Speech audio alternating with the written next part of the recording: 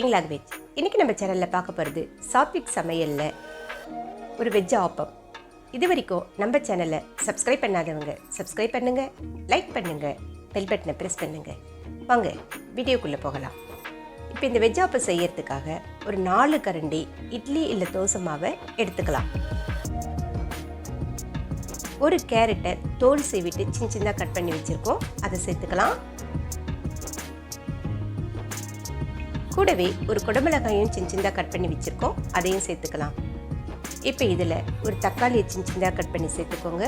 கொஞ்சமாக கொத்தமல்லியும் சின்னதாக கட் பண்ணி சேர்த்துக்கோங்க. இப்போ இதுக்கு தேவையான உப்பையும் நம்ம சேர்த்துக்கலாம். இப்போ இது எல்லாத்தையும் நம்ம நல்லா கலந்துடலாம்.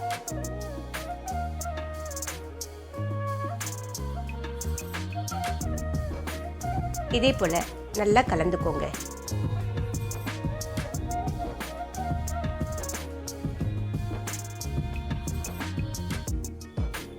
இப்போ நம்மளுக்கு மாவு ரெடி ஆயிடுச்சு.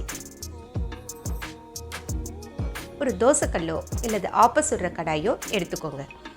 அதில் நல்லெண்ணெயை தடவிட்டு அதில் இதே போல் ஒரு கரண்டி எடுத்து தோசையை வார்த்துக்கோங்க. சுற்றி நல்லெண்ணெயை சேர்த்துக்கோங்க. இப்போ இது ஒரு மூடி போட்டு மூடி கேஸை சிம்மில் வச்சு ஒரு 5 நிமிஷம் வேக விடலாம். ஒரு பக்கம் நல்லா வெந்து வந்திருக்கு. இது இன்னொரு பக்கம் திருப்பி போட்டு அதே போல் கேஸை சிம்மில் வச்சு ஒரு 5 நிமிஷம் வேக விடலாம். இப்போ நம்ம தோசையில் சேர்த்துருக்க கேரட்டு குக்காய் வருது இல்லையா, அந்த குக்கிங் கேரட்டில் நம்மளுக்கு விட்டமின் ஏ இருக்கிறதுனால அந்த விட்டமின் ஏவை நம்மளுக்கு உடம்புல இன்க்ரீஸ் பண்ணி கொடுக்கும். இப்போ 2 பக்கமும் நல்லா வெந்து வந்திருக்குது. இதே போல் நம்ம கிட்ட இருக்க தோசை மாவு எல்லாத்தையும் தோசை வார்த்து எடுத்துக்கலாம். இப்போ இதில் இட்லி மாவில் சேர்த்துருக்க உளுந்து இருக்குது இல்லையா, அந்த உளுந்து நம்மளுக்கு ப்ரோட்டீன் கண்டென்ட்டை இன்க்ரீஸ் பண்ணி கொடுக்கும்.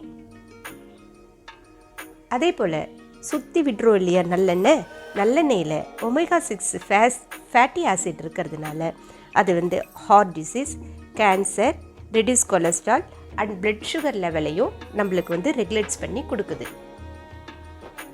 இப்போ 2 பக்கமும் நல்லா வந்திருக்கு. எவ்வளோ கிறிஸ்பியாக வந்திருக்கு பாருங்கள்.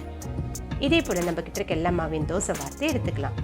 இந்த வெஜ்ஜு ஆப்பத்தை நீங்களும் உங்கள் வீட்டில் ட்ரை பண்ணி பார்த்துட்டு எப்படி இருக்குதுன்ட்டு கமெண்ட் செக்ஷனில் சொல்லுங்கள். உங்களுடைய ஃப்ரெண்ட்ஸுக்கோ இந்த வீடியோவை ஷேர் பண்ணுங்கள். லைக் பண்ணாதவங்க லைக் பண்ணுங்கள்.